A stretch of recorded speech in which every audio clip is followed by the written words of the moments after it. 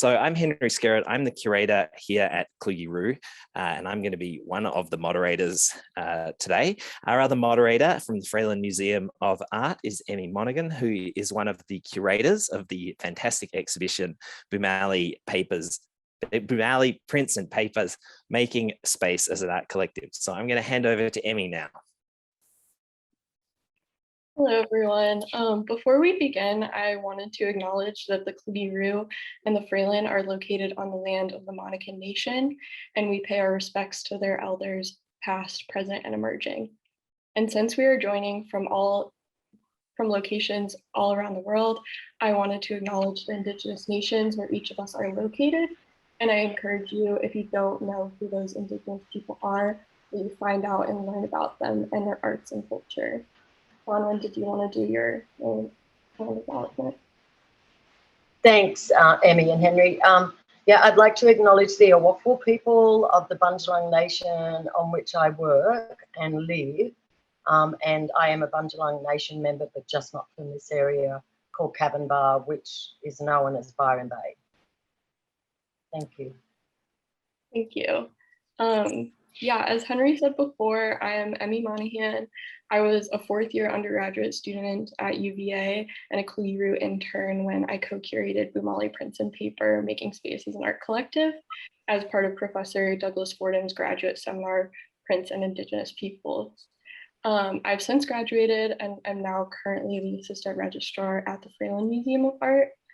I was very honored to be able to work on the exhibition Boomalli Prints and Paper, which is on view at the Kluge-Ruhe through June 19th, 2022. This exhibition celebrates the foundation of the Boomalli Aboriginal Artists Cooperative in 1987, when 10 contemporary artists came together in Sydney to reimagine what it means to be a contemporary and urban Aboriginal artist. Today, Boomalli is still a thriving art cooperative. In its 35-year-long history, Boomalli has supported and made space for many generations of artists. I'm thrilled to be joined here today by two generations of Boomalli artists, founding member Dr. Bronwyn Bancroft and her daughter, Rubyrose Bancroft. As part of the curation process, we were able to speak to 5 of the 10 founding members of Boomalli over Zoom. I was fortunate enough to not only get to speak to Dr. Bronwyn Bancroft during our class, but I also had an additional interview with her to specifically discuss her career in design and her monumental 1987 fashion parade with Euphemia Bostock in Paris.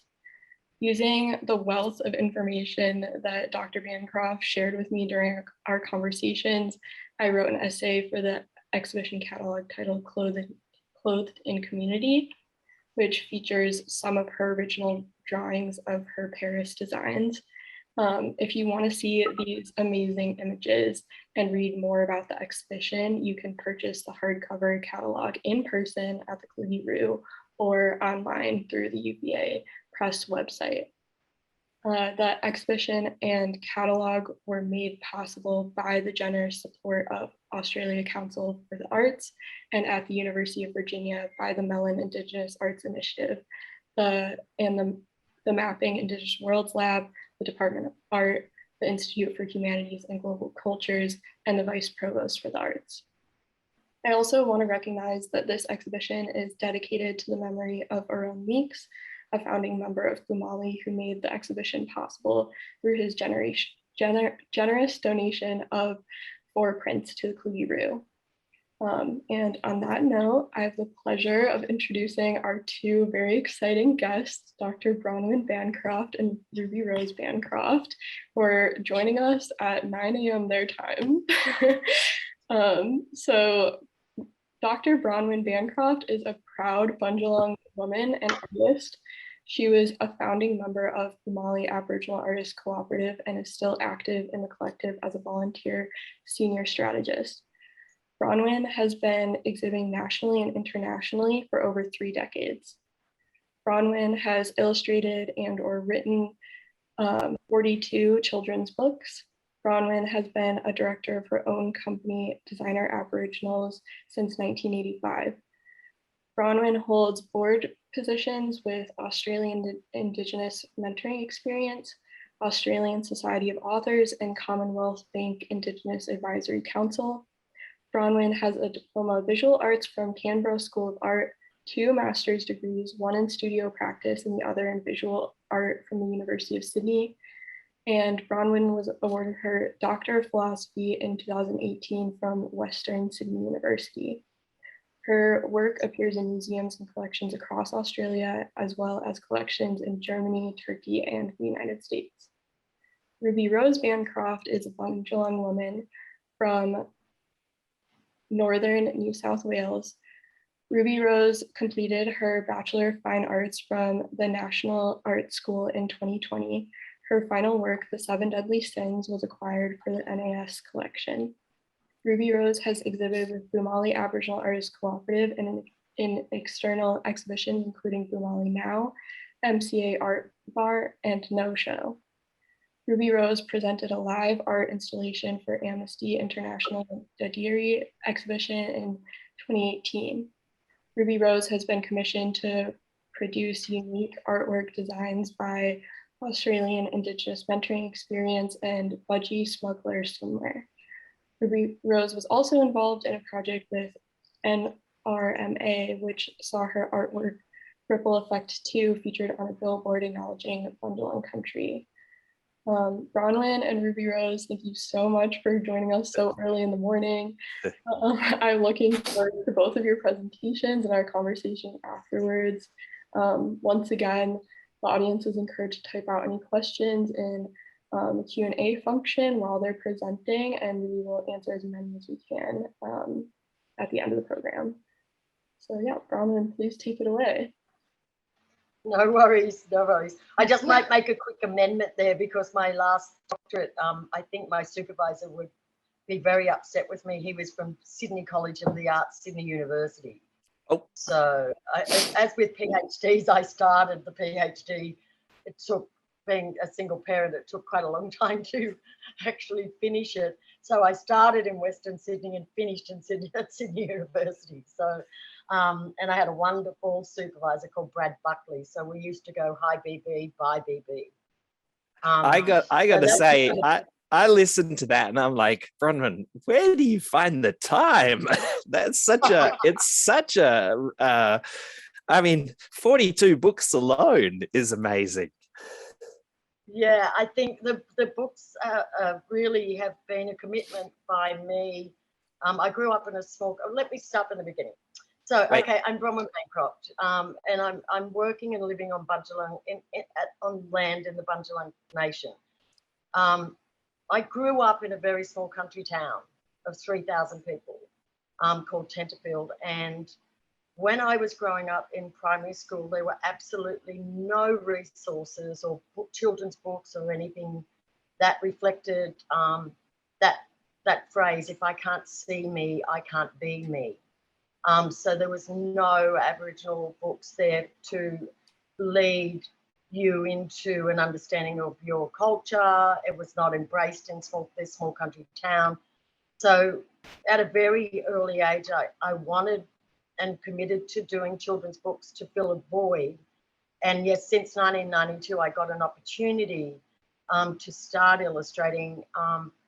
And it's a new field for anyone when they start doing something different. But for me, it's always been a commitment to fill that void for other Aboriginal students and also the wider non-Aboriginal population of children and adults, to bring to life our rich stories and what we have to offer to Australia and further in the world.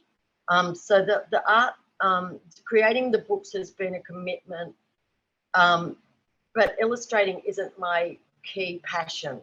I sometimes get so frustrated with doing books if they don't mean anything. And I'm at that point in my life. I'm 64, and I'm like, you know, anything that I do going forward in the children's book literature world will have to be about climate change. It will have to be about issues that are real and relevant in this current world, that our children are being ignored, and it's their future. So that's my commitment that way. I've also volunteered at Boomalli, and I have done since we found a little bit of we almost lost the cooperative, and I just felt, again, another commitment to, in a grassroots manner. I realised what Boomalli gave to me as a young artist, and I was petrified of the idea that other young artists wouldn't be able to have access to not only their community, but to other Aboriginal artists to have a show of strength around their intelligence and their visual strength and their cultural integrity. And so of the last 11 or 12 years I've volunteered there, much to the chagrin of young Ruby, who was constantly having to be hauled to openings and many things. But I am a person that when I'm committed, I find time to do it. So when I was doing the Boomalli, trying to save Boomalli and get a lot of volunteers involved, I would get up at 3 o'clock every morning for almost 4 years and just send thousands of emails and then conduct my artistic career in the rest of the time that I had left over, and then look after my children. And so basically, if I'm committed, I'll lose sleep, but I know that future generations will benefit from this. And I'm a very much a community-oriented person, and I don't believe that you should be paid to cultivate ideas and opportunities for Aboriginal people in this country. That's another commitment. And then my passion, my absolute passion, is painting about my country and having recognition for my old people who, and in that I mean my family lineage, and the amazing stories of fortitude and just sheer courage that they have. And I just love my family, and I love being able to populate the Australian arena with stories about my own specific family. And I'm very lucky to have this amazing connection with all my mob. But in particular, I had a very strong relationship with my Uncle Pat, who was 94 when he died in 2015. And he was a man of few words and strong actions, but, you know, taught me to crack a whip, taught me to pan for gold, taught me how to walk around country, taught me how to recognise weather, and just taught me how to sit quietly in our own space. So basically that's the three things that incorporate my creative elements in life. And the first and foremost and integral component about who I am is having 3 children. So I have a son, Jack, I have a daughter, Ella, and I have beautiful Rubyrose, who I had when I was 42. So I left that one a little bit late. But so happy to have these marvelous human beings that actually surrender themselves to put back to make a better community and society. And I'm extremely proud to be their mother. And they're great world citizens, because there's an old story that my friend Femi Bostock's father said, that there are people that are into people power and there are people that are into personal power. And I am a person that is into people power. I believe that the connectivity we have as human beings doesn't belong in a hierarchical paradigm. It actually belongs with each other. And I think that's one of the strengths of my life. You know, that's what I want to, if there's any legacy that I could be known for, it would be the connectivity and ensuring that I populated this earth with really nice humans that actually want to help other people and are extremely creative. We're a very creative family, and that dedication, I think, goes back to my old people, my dad and my uncle and all the other Aboriginal members of my family who have just really inspired me. Now, Bronwyn, I'm going to share. I'm going to put this PowerPoint on, which is your, which you've made, because I think that there'll be some some things in here that are going to back up these amazing things that you're saying. Well, look at us both, Ruby. I love Ruby. That's good. It is good, isn't it? Oh yes, so there's me with short hair. How funny! And this is with long hair. So they're all the founding members, and unfortunately, Michael Riley is deceased, and Arone Raymond Meeks, and I really do have to acknowledge those amazing artists and what friendships we had when we first set up, you know, in 1987. What an incredible bunch of people. I often hear Femi Bostock saying most historians refer to Boomalli as young people, and she said I was 50, Ronnie, when that happened. I also, yes, I do a lot of public artwork. It's a commitment that I've made to do public artwork, and I've done quite a lot. It's an incredibly tricky field to work in. So I've been really lucky in the commissions that I've been able to be offered. And I've recently just finished a major public art commission at Central Railway Station, which is now not embargoed, and was only completed on Friday. Because I now work remotely, I used to live in Sydney for a long time. I now work remotely like a lot of us do because of COVID. And so I'm still able to undertake to do commissions. I'm just doing them in my studio in Byron Bay, in Cavenbar. And so, how are you going there, Henry? And it's very interesting what COVID's done in terms of the ability of the artist to actually just work remotely in their studio, and I think it's actually been good for me.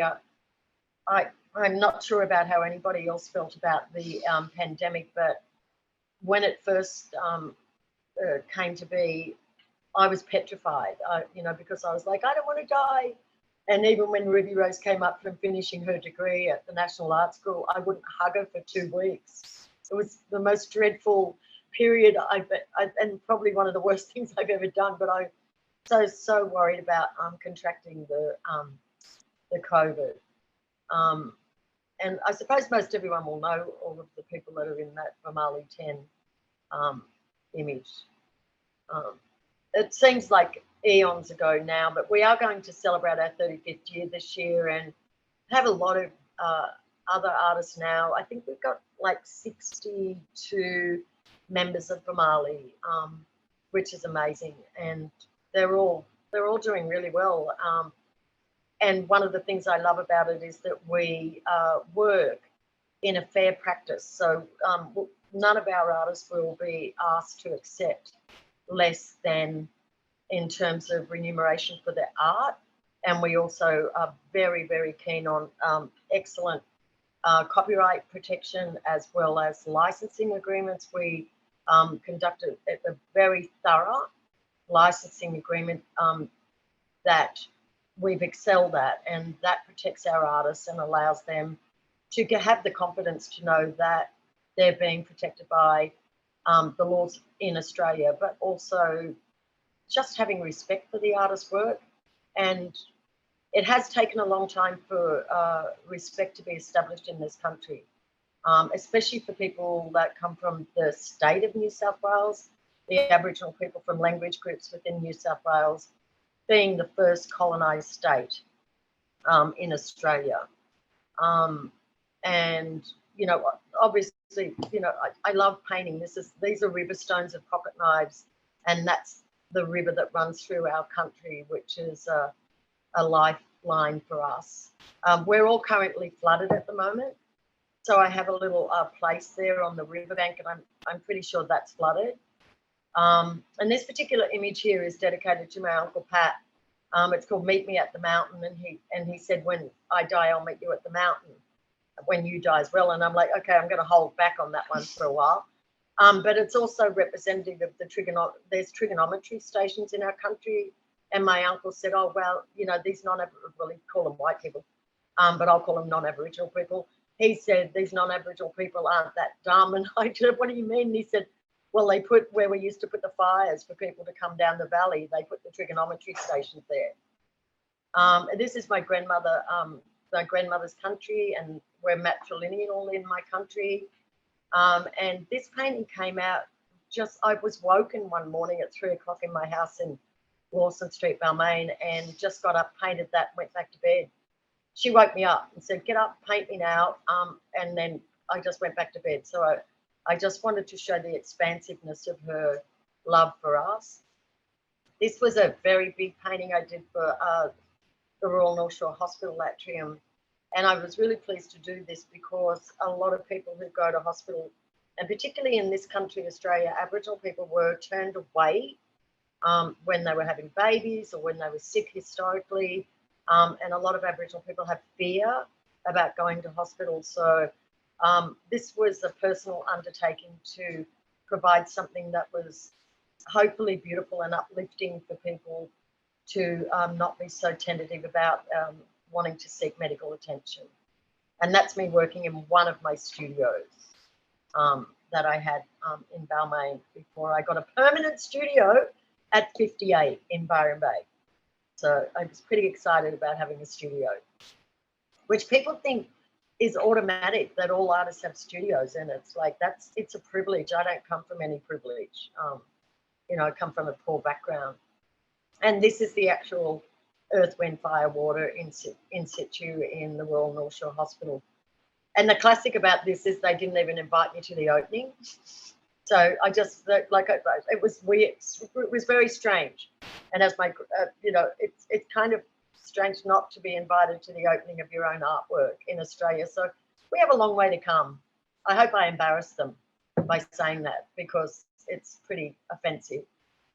Again, another hospital journey. I love doing hospitals because this one's about palliative care, and it comes from the garden, and then it goes through the journey of life, and then we end up as a star and part of the universe. And when my dad died, he said, don't be sad, Bronwyn, I'll be the first star up every night. I'll always be with you.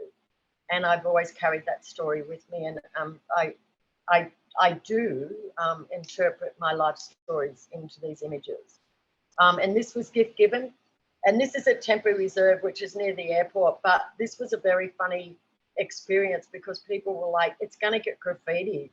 And it's really old. Like, it's like 15 years old. Yeah. It's never been graffitied. Never been graffitied. And the local community, which is a very multicultural community, just took it upon themselves to own this, this shed and this space. And this is at a pool where I often used to swim when I lived in Sydney. And I like to work in glass. So these have also been there since for 10 years. Oh my God, that's so long. Weaving's light of light and life. Oh, it's 11 years. Thanks for the maths. And this was one of the first public artworks to go up in this area, which I'm really pleased about, and it's beautiful. Yeah, this was a mural I did for 2019, which was really an acknowledgement of the Gadigal people of the, well, not the Eora Nation, of the original people from the Sydney area. And it's in a local TAFE there, and I just wanted to assert what the land may have looked like and then progress to becoming like skyscrapers and city landscapes. I think I'm getting ready to my time. And this is a work I did for a Seed of Knowledge for Teachers Federation in downtown Sydney, and my beautiful friend Charlene Emson Boyd and the Teachers Federation asked me to do that. And I love anything to do with promoting education, law, understanding of cultural knowledge, acceptance of Aboriginal people as being incredibly great thinkers. And, you know, it's one of the things that I love doing. So I don't do commercial work as such, except for the children's book. So I work in the humanities, education, and, you know, like medical knowledge, etc. And this book just got launched in Byron Bay Cabin Bar on, when was that? Wednesday night, the 6th. And my eldest daughter wrote this book about sun and moon, and it's a lovely book, and she's just got a second contract to write it. A next book with Mugaballa, and Rubyrose is going to be illustrating that. So, like, keep it in the family. I think it's fantastic if you can work with your family, and I don't believe in those things called nepotism, because I think strength comes from family. And family, if you're talented and you're in a family of talented people, then you should explore all of these amazing conduits to allow you to become more confident as a writer or an artist. And this is a book that I did for my son. So Jack wrote a book. Jack is the CEO of the Australian Indigenous Mentoring Experience, which works to decrease inequality for Aboriginal people and other nations across the world now. And we've become global. I sit as a director on his board, and it's super exciting to see the challenges that AIM is bringing, but also he's a writer, and he also does art as well. And this is I often work with young, particularly young girls. So one of the first books I did was for Annalise Porter, and I think she was 9 at the time that she wrote the Outback poem. And I like to be able to support new writers to get into talking about just their familial stories, and they don't have to be a traditional story, they just have to be a story that they want to get out there.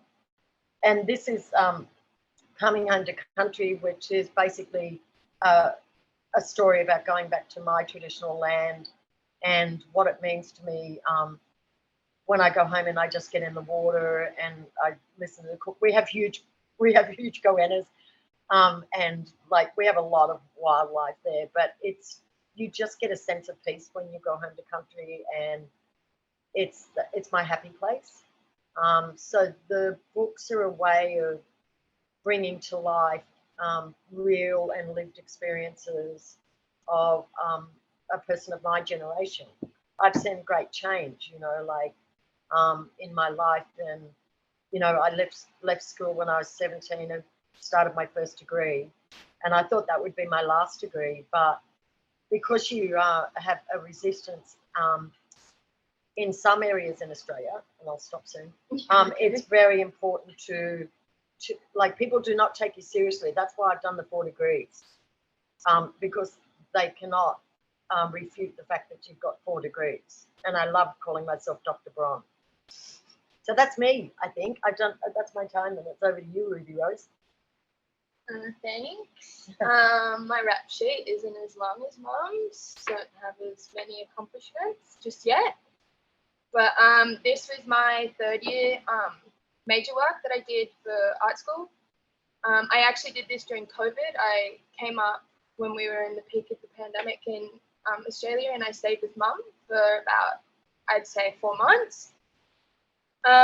This is just clay from, the mountains in the background, the actual clay from, I'm pretty sure, the ground and the rocks, and I made these little candles, but it's mainly plasticine. But yeah, it's about a 6-minute long claymation that talks about the 7 deadly sins, which is, a very traditional story about gluttony, lust, it's envy. What else is there? I should know them all. Greed. They'll come to me, but yeah. So I really like taking stories and kind of putting them in my lens. So this is kind of my perception of the 7 deadly sins, because I've been doing this probably since I could talk. Like, I literally, Mum would take me to the art store with her, and the only way she'd get me to shut up was if she bought me colourful things. So when she started buying me the plasticine, I was probably about 8, and I just started making all these claymations, and the people getting out of bed, and like just all these motions. I never actually put it together because I was 8 and I didn't know how to use any computers or anything, but that kind of got the ball rolling, and I really like to go back into my childlike, imagination, and I really like to play on that, and I don't like to make my work to, you know, refine. Like this is very good work for me. This one that I did with the mirror, like I actually did this in Sydney, just finished art school, kind of was going through like a bit of like a blockade after I finished art school, because you create, learn so much, and then you're just kind of like, oh, I've got nothing to do. I'm an artist now. Like I need to actually make art to like make money. And I was really lucky that mum made me a member of Boomalli when I was 18, because to be able to have an income from my art at such a young age, really, this artwork's really funny because I was going through a breakup, if you couldn't tell. But I just thought it was very interesting that at the age of 18, I already was making money, or even before that, when I was 16, I actually got contract with Budgie Smugglers, which is an Australian swimwear company, to do my designs. And they actually had a contract for 6 years, which was some of the best exposure when I was 16, you know, it was great.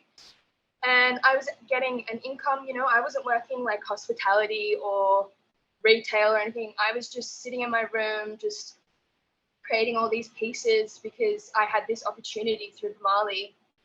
And as mum said, like I grew up there, like I don't know my life without Boomalli. Like there's like a above the studio space, like there's studio space, and then above the studio space before you go into the actual gallery, there was a mezzanine. And I remember all the artworks, like Euphemia Bostock, like Jeffrey Samuels, like everyone's like artworks would just be up there, and I would spend hours just like in this imaginary world, just kind of like keeping myself busy, but not knowing that I'm like surrounded by like some of the most amazing work by some of the most amazing Aboriginal artists of New South Wales. And it's just like, you know, you take it for granted. Like I would yell to mum being like, no, Boomalli, like I hate it there. It's so boring. And, you know, and now I've got my work being put in shows, and I'm like, they're like, oh, your work's in a show. And I'm like, oh, that's great. Didn't even know, you know, like I'm getting so much exposure, and I really like, I'm so grateful for it. But yeah, a lot of my work is influenced by fairy tales. You know, my favorite movie as a kid growing up was Fantasia, the 1950 version. I would watch that on repeat, and I think that really, you know, sparked something in me. And, you know, there is a guy that passed, Ralph Bashki, I think I'm pronouncing that right. He did all these animations in the 70s, like Wizards, the original Lord of the Rings. You know, he was a Jewish man, and he put a lot of that into his work, you know, with also this rough edge. And like, I think the aspect that really grabbed me was the fact that, you know, he was able to put these really, really intense, dark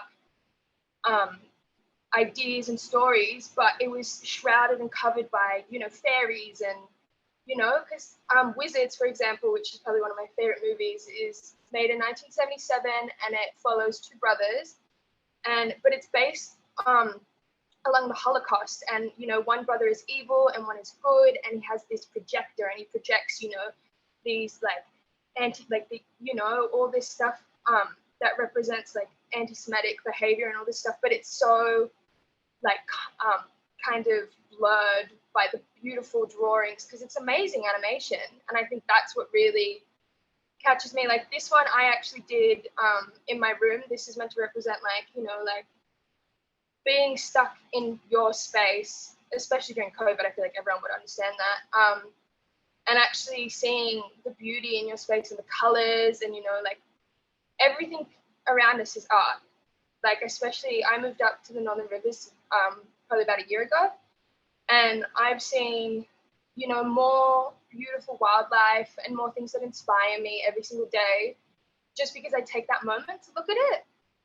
And I think if I didn't have art at such a young age, or be around art, or, you know, be dragged into these things by mum, I think I wouldn't look at the world the way I do and be able to produce art the way I do. And it's also like I have severe anxiety. I suffered like my whole life, especially through high school. That was a really hard time for me.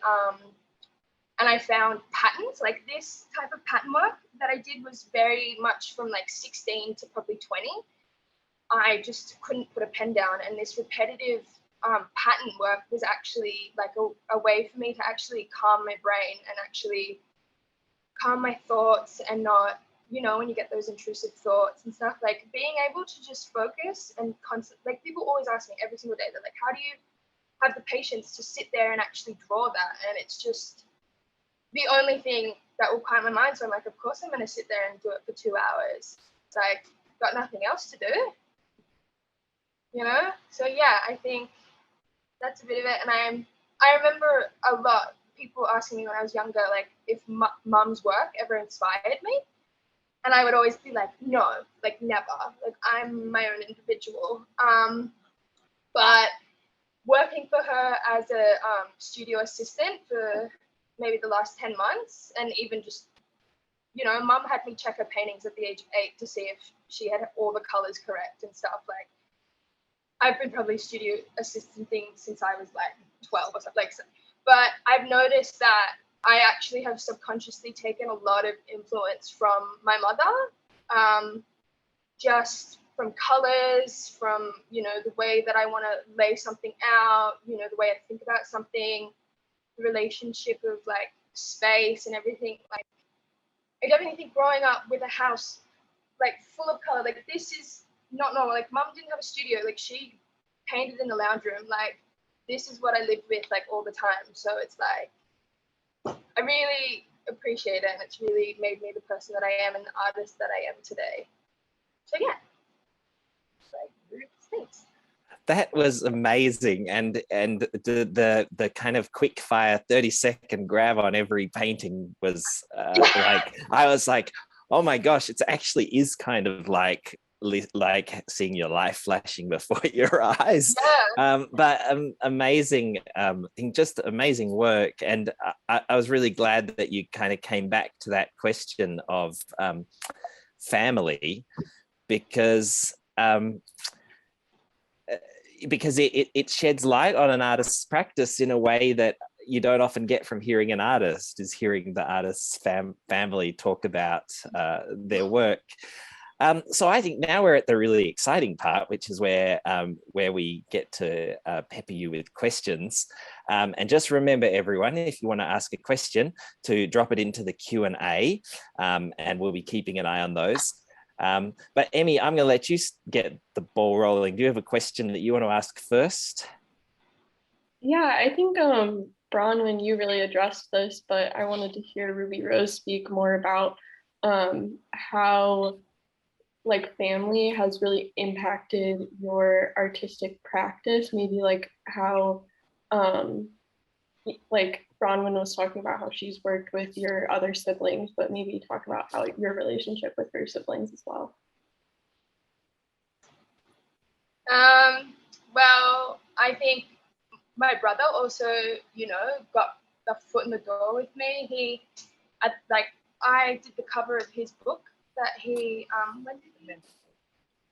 8 years ago. Yeah, like 8 years ago. I've been commissioned to do work for AIM, like since I can remember, and you know, walking around, like when I lived in Sydney especially, like it's really funny, like walking around and then you see someone with your artwork just walk past you and you're like, oh, that's very funny. And then he's always given me that outlet to explore my work and kind of give me that platform that he's been able to create with AIM. But then it's very funny because both my siblings are very similar, but also very different.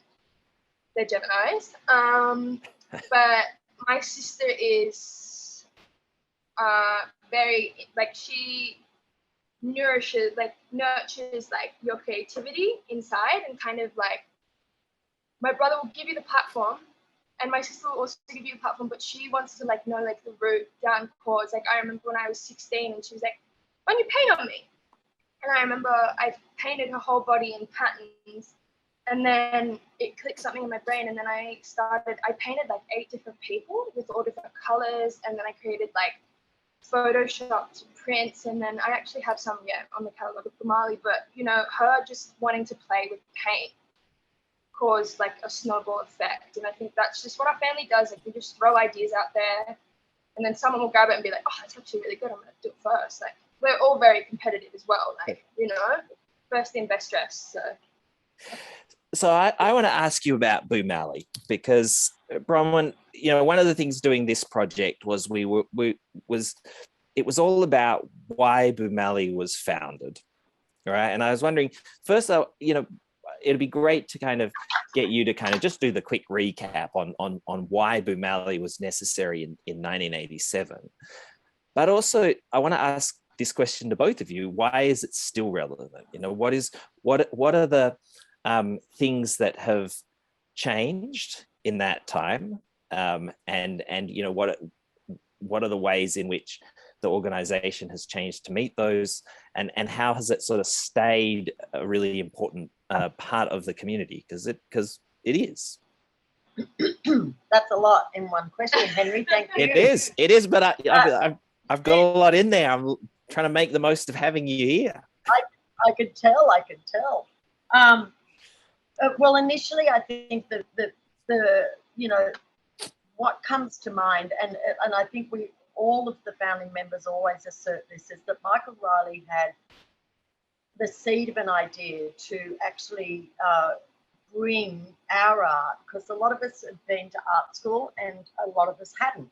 So it was about, like, why weren't we being accepted as Aboriginal artists? Like, you know, there was like traditional art, and then there was like us. Who are you? Oh, you're not really Aboriginal artists. Like, you live in a city, you are urban dwellers. There were just some very, kind of crazy assertions back at us. So we basically, I mean, the really formative thing that's changed a lot is that the organisation was really only for 10 people, which seems ridiculous now that we have 60 members. But when we set up, it was, I'll just have a little drink of water. When we set up, we were very committed to each other. We were hanging our own shows, we were doing our own publicity. We'd ask people to open the shows. It was incredibly individual commitment for a collegiate moment. And when I think what really happened, and I sort of investigated this in my PhD, a chapter around Boomalli, was that as soon as the demand started to come to the foremost for our art, we realized that we needed administrators, and, you know, that we'd set up this, like, kind of incredible sort of, you know, company of Boomalli artists, and it was like, it just suddenly got too big, too demanding, and I think we frayed. I think, you know, like someone like me, I had 2 small children. My marriage had dissolved in that process, and, you know, it was just difficult, and so I had to sort of move away a little bit, but I always maintained, you know, a connection with Boomalli. And I think, and a lot of us have moved away and still stay connected. I think the relevance of Boomalli now is primarily about protecting and asserting the integrity and the creativity and the ingeniousness of many Aboriginal artists. So it's not, like, we can be seen in an elitist way, which to me is an anathema. I never want to be seen as an elite artist. So in many ways, I'm not personally someone who will promote themselves over the collective. And I believe that the frameworks which we work in sometimes demand us to move away from our community and family to embrace the elitism of what it is to be a successful artist. And we have had great success, but I will say that a lot of our success came from external places, like from overseas, and that really shone a light back in on Australia, and our acceptance really was accelerated by more external observers and other institutions who actually accepted and respected us straight away.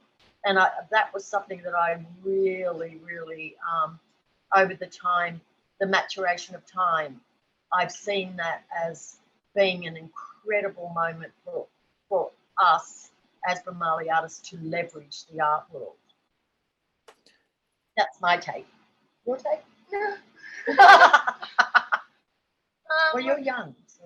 Yeah, Ruby. So what is the purpose of Boomalli for younger artists today?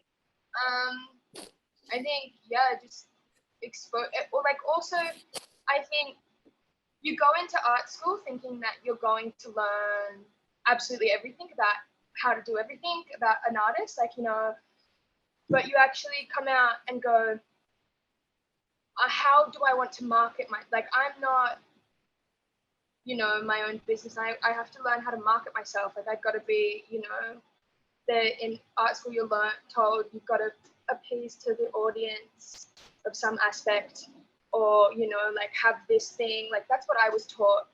But being at Boomalli and being in the space and having, you know, all these different people, you know, the oldest member is Amy, the oldest member? Yeah, she's 86. Yeah, you know, so I'm turning 23 this year, and the oldest member is 87? 86. 86, sorry. Don't want to add any more years. And, you know, being able to be in that space with her and actually, like, you know, I did my year 12 Aboriginal Studies like elective on Aaron Meeks and Jeffrey Samuels and Euphemia Bostock, because I knew that, you know, that's what I wanted to do. I wanted to get that information out there, but I only knew that because I was going to Boomalli and I was around their art, and, you know, Mum was telling me stuff that maybe I didn't want to hear, but it's stuck in my brain now. Like, you know, she chatted my ear off, and now I have all this information, all this art information, and I think I wouldn't have been able to get that from Boomalli. And I think also having, you know, the volunteers and the people that work there actually, like, help me. Like, you know, I can send an email to Laura at Boomalli and be like, hey, I just got this, blah, blah, blah, this job, what do I do, copyright, like, what should I do about it? And she will come back with all the info, what's the best situation for me, you know? And I think having that has really pushed me forward. I mean, having my mother really helped as well, but I think having that, especially when I got out of art school, really pushed me, because I think if I didn't have Boomalli, I don't think I would know how to market my work or get it out there or get any of the opportunities that I had. So I think that me as a young emerging artist, it has been one of the most helpful things ever. And like, my sister is a member, her partner's a member, you know, and we'll always be like, oh, we just sold a painting. We'll be like, when? Boomalli, you know, because they're constantly working, like, they're constantly like, you know, we can, like, I can be in Mum's studio and I can work on a painting and just send it down. And I know that Boomalli has the best interest to sell that work and to get me out there. So it's like, you know, it takes a little bit of stress off me, which is kind of good. And I can be creative and not have to think about all the aspects of being an artist, because it's not just making art. Like, 50% of it is really tricky. And like, you know, if I am just so grateful to have Boomalli and my mum. So yeah, they've been really helpful. And how do you know, 60 artists is a lot of artists. How do artists become a member of Boomalli? What's the process for that? Well, the artists have to put in a CV, and it goes to the board. So we have a board. We have 2 non-Aboriginal members, directors who have expertise, and that was developed when we had the calamity and we almost lost the cooperative. So we have 2 senior directors who have expertise in financial literacy and have been involved in, you know, galleries or large corporations. And then they nominate to come to us and we accept it as a board. They can't vote on any of the decisions pertaining to any of the directions of Boomalli, but they're there for their expertise. And then there are Aboriginal directors who are nominated, and Femi's been the chairperson for a long time, and Jeffrey Samuels has just taken up the chairpersonship. And those directors vote on the submissions of the artists. So they've got to put in a visual portfolio, they have to put in a CV, and they have to also show that they're committed to their artistic practice and show that to the board, and then the board accepts them. So that's the procedure for becoming a member. Wow. Yeah. And it is a lot of, like, you know, you think about a commercial gallery, they might represent 30. And we have 60 and we get minimal funding. We get very minimal funding, but through our from any government, and we've struggled to get money from governments. Like, you know, what's your relevance? And even from our peer assessors, which are other Aboriginal people, and I call them cultural assassins, they've actually, you know, said to us, you aren't relevant, and stopped our funding. And I've had to write to the Ministry of the Arts and say, you've got to be kidding. I mean, you know, all the people working at Boomalli have degrees and have honours degrees, and I've got a doctorate, and we were told that we were actually not relevant and needed to work out how to write a grant application. So there is sort of a saboteur element around continued success of a place like Boomalli, which you have to still withstand from your own ranks. And that's kind of unfortunate, but, you know, that small-minded people will always try to bring large concepts down. And it's just our fortitude and our ability to be able to be versatile that has ensured that we are still here. And now we are starting to make our own money, largely through the licensing agreements, which I'm very keen on these. So I've been working very hard to develop that field. And so now we can make our own wages. And the idea is to actually move away from all government funding if possible, and to work as a standalone entity. So now we have not-for-profit status, and we'll be engaging with the wider community, and hopefully, you know, people from across this spectrum here. I know you're competing for funds as well, but I'll throw our hat in. And we will be looking for donations, you know, prior to June financial year to help support, pay for our wages going forward, for our fantastic team at Boomalli. So yeah, it's pretty exciting. We'd love to get away from government funding, but at the moment we get just our, like a base core of 130 grand from New South Wales Create, and that's our survival. Like, that's what we get to survive, which isn't a lot in terms of representation and doing everything that the artists expect. I wanted to ask you guys about fashion, because that's what we've talked about a lot before, Bronwyn. And from what I understood from those conversations was that when you first started designing, it was kind of more like a practical approach to like having clothes that you could have control over, but eventually turned into a way to like engage with the urban Aboriginal community in Sydney. And Rubyrose, you also talked about how you had been designing clothing. So I was hoping you guys could talk about your like individual engagements with fashion and creating visibility for Indigenous culture in Australia.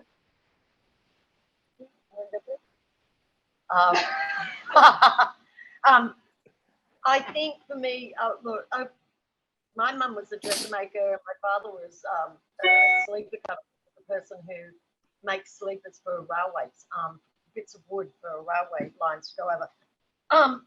I couldn't afford clothing.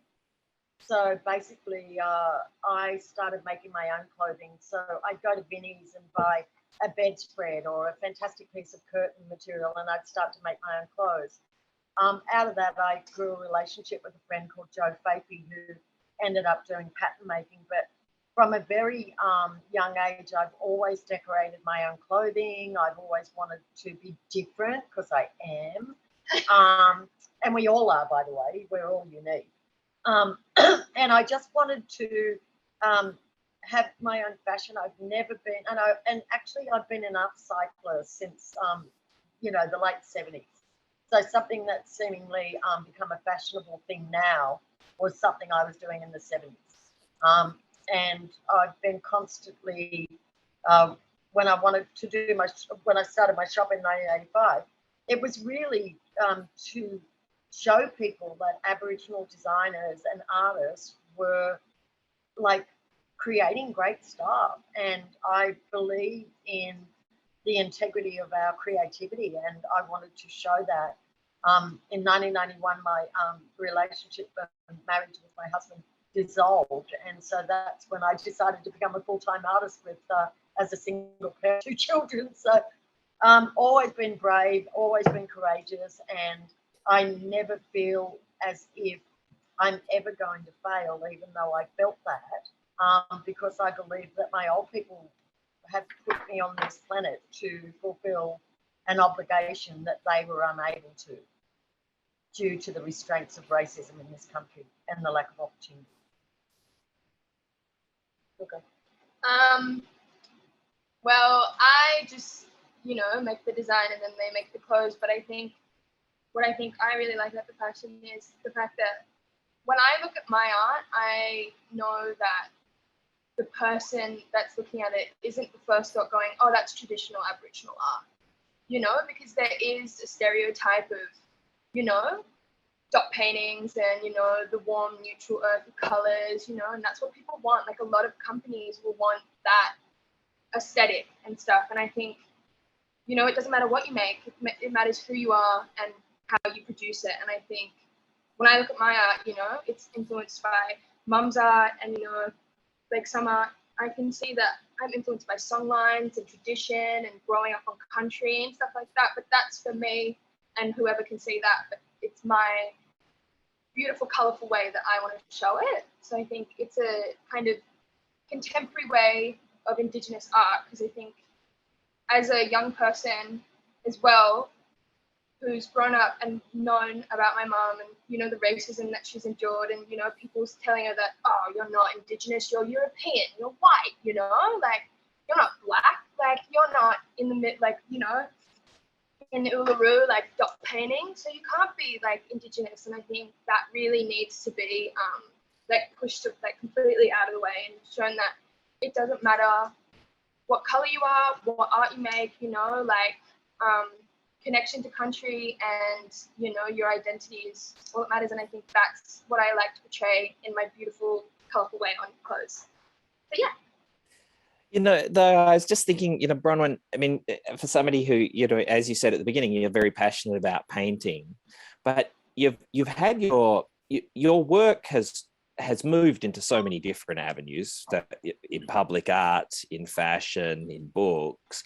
And I wonder, like, is some of that really about reasserting presence in these spaces, in the public spaces, and keeping, you know, I look at those hospital things and think, you know, that for so many people, that's a real eye opener of thinking there is an Indigenous presence in these places. Is that part of the motivation for the sort of breadth of your practice?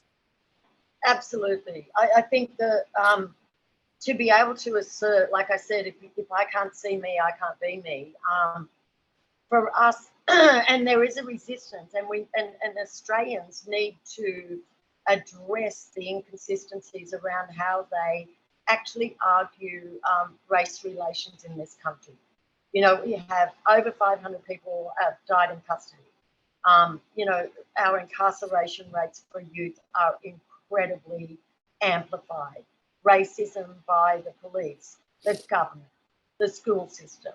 These are inherently there, and Australians need to have a very mature approach about how we're going to tackle racism in this country. So for me, the amplification of my work in this space is about grounding Australians back into an understanding that this is Aboriginal land, always was, always will be. And the ramifications of the historical colonisation frameworks that have imprisoned, and in the case of our family, where, you know, our old people were massacred by the landowner, and I'm currently on a state library fellowship to, you know, actually go in and explore what this non-Aboriginal person was that was given 38,000 hectares of our country by his brother, who was a magistrate.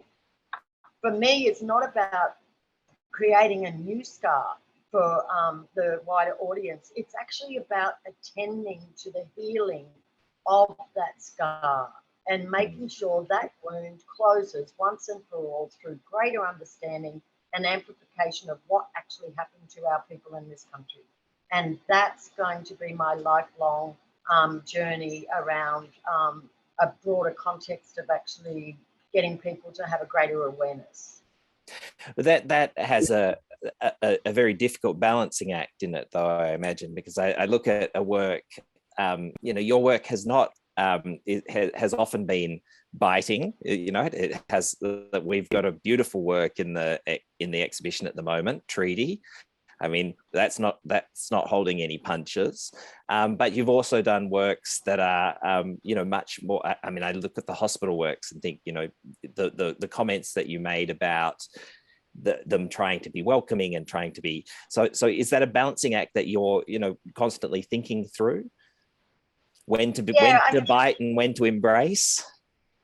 Oh, I just think you bite when you're pissed off. You know, like I create works when I'm really.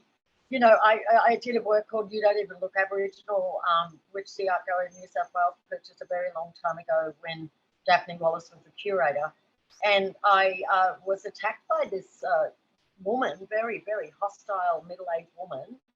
And I'm not ageist, but she really went for me. And I was like, holy cow, what are you doing? And it was so confronting that night I just went home and did the work. I mean, I just went home and created that work that night. And I was like, who are you to call me out? Like, you don't, like, you may not even know who you are. Anyway, as a result of that, I suspended the class that I was conducting. And then I said, well, come back and we'll deal with this racist right here, right now. And we did. And I said to the class, you know, I had about 50 kids there. I said, anybody got a copy of My Place by Sally Morgan? Someone did. Then what happened as an element of that was that these kids wrote me a 10-page letter about how they'd helped the racist, how they were taking her aside, doing cultural awareness, they were giving her books, they were trying to make her explore her attitude and why she attacked me. And so what happens for me is that I love painting beautiful things, and I make no apology for that. I love colour, and I'm in love with colour, and it's something that makes me feel good when I'm dealing with bad times. But when I'm cranky or intolerant of other people's behaviour, I will create work that, yeah, it's like, yes, it can be biting, and I'm happy to have those works in my repertoire. If that answers your question. Yeah. Oh, yeah. No. I mean, I think that. I like that animation in your work, right? Like that it can occupy both of those spaces quite powerfully. Happy that you mentioned Euphemia again, because I wanted to ask about her and your relationship with her, and also just you know, she's one of the artists in the exhibition, and you knew her before Boomalli, and she was kind of the person who introduced you to some of the other artists who founded Boomalli. So could you talk a little bit about her, and then also just like forming relationships within Boomalli and like the Aboriginal community in Sydney? Okay, there's 4 things there you've asked me. Femi is, we always find it very difficult to describe our relationship because she's like a mom, a mate, a friend, a sister, a co-artist. We went to Paris together. We met, you know, prior when I started my shop, Designer Aboriginals, and Feme was like, oh my God, who is that woman with that really loud mouth? And it was me. So we she's like, oh gosh, you know, I have to hang around with her. And it was so hilarious. When we went to Paris together, we had to stay in the same tenement place in Paris, and it was 3 weeks. And we just realized that we were like the most amazing kindred spirits. And her 2 daughters say that I'm the real daughter because we have so many similarities. Like, we love to yarn, we like to be nice to people, we're also very sort of blunt when people are mean to other people, and we just love our community and our family. You know, our family is our community, And so when Finn took me in to meet the other mob, we just sort of like having cups of tea at other people's places, and then we decided to do the first Boomalli show, and that's how we got the first 10. I mean, you know, like they were pulling people in at the last minute, and I think Brenda came in and she was the last person to be the 10th, and I think Cheryl Connor's Parnell was 11 and Joe Croft was 12, but because we'd already done the cut and had the first exhibition, it was like the Boomalli 10. And I think the Aboriginal community in Sydney has been very supportive of Boomalli. And I particularly think of like someone like Lola Forrester, who runs the Gadigal radio station. You know, she's a commentator and journalist, and she's been so supportive to get our words out and our shows out. And we have a very collegiate, you know, population there, and obviously people moving in and out of Sydney constantly because it's like one of those ebb and flow places. It's a very large city. You know, and I think Boomalli ends up being a bit of a magnet for people to still go to, even though we're in Leichhardt. But currently, Kairos Kamsing, who's our curator, has just done this beautiful exhibition at 107 Projects in Redfern called Congregate. And it's about, you know, Redfern being the place that all Aboriginal people would go to from across Australia to congregate. And I sort of had a cheeky suggestion and said, why don't you get the Paris Cape out of the Powerhouse Museum and exhibit it in Redfern, because it actually was part of the Aboriginal Medical Service there that when we went to Redfern and when we went to Paris, and she got it. So this sort of museum quality Cape Paris collection piece is now in an exhibition in Redfern, which I absolutely love. And I'm so proud of the Powerhouse actually releasing it to let it go there. Like those, you know what curators are like around collections, and it was pretty epic that they said yes. So I'm super stoked. Yeah. Did that answer your question, Andy? I think that was a great answer. All right, I'm going to put you guys on the spot and ask this really difficult question. I mean, I really want to encourage the audience to ask questions too. So I'm going to get you to do the do the artist critique. So Ruby, I'm going to get you to go first. What do you think people don't know about your mum's art that you think they should know?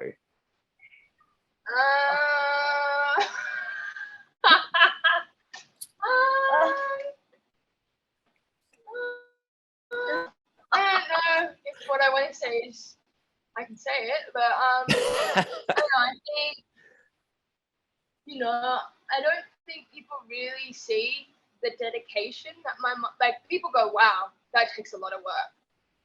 But until you sit in this studio space and you're seeing, you know, this, did I say that?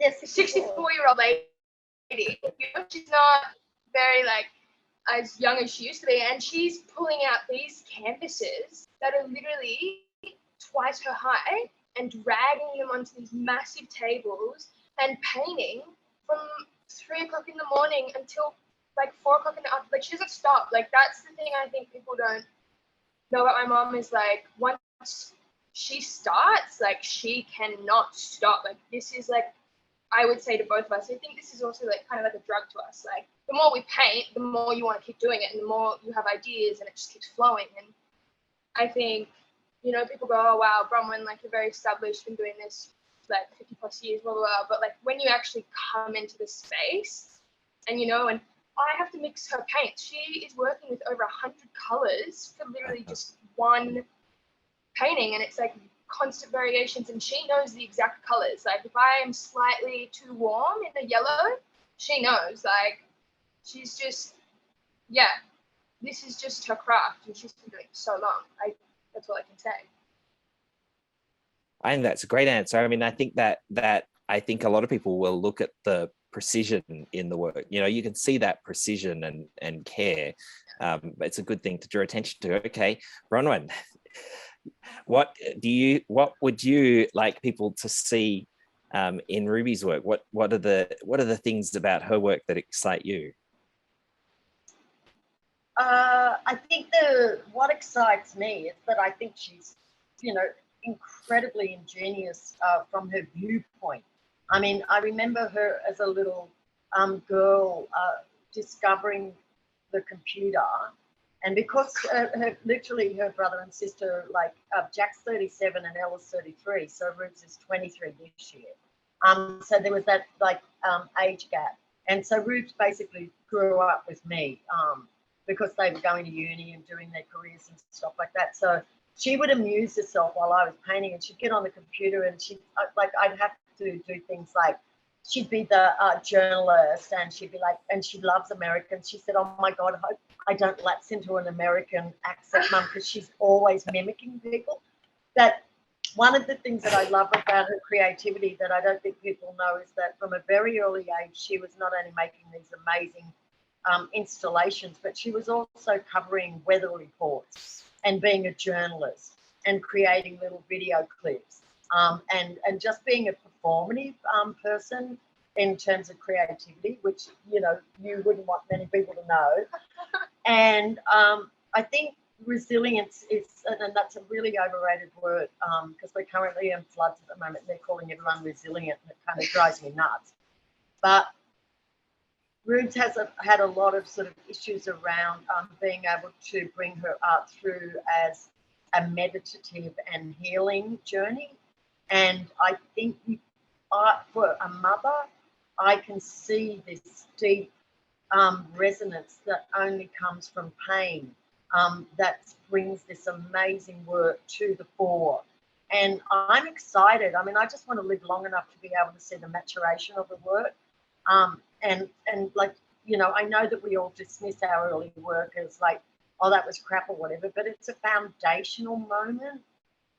All of the work that you're doing is about gravitating to the, you know, just accelerate your expertise and your skills.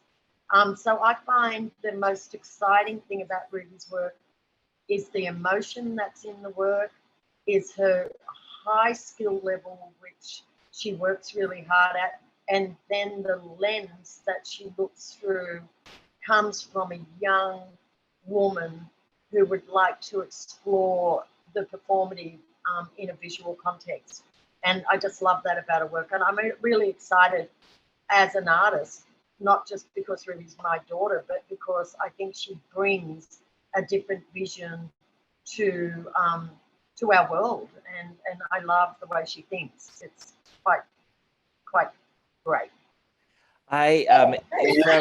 You know, from the very get-go this evening, from the first things you said, Bronwyn, I just thought, gee, you know, I really hope that I'm going to be able to look back at my children and say those wonderful things that you have said about your children, because it really does, it really brings to light why a program like this is important, right? That the ways in which families bring exciting things to the table for each other and support. And it's just been such a absolute honor and privilege that you've let us all into that, because it's really heartwarming and just I can't thank you enough. It has been such an absolute pleasure having you both here tonight. To everyone who took the time out to sit and participate in the forum, and thank you, Kluge-Ruhe, and particularly Henry and Emmy for organising it. It's just been great. You're all very professional. It's just been a pleasure to be a part of this webinar. See? The first webinar. What she said. Excellent. Well, thank you, everyone. Thank you.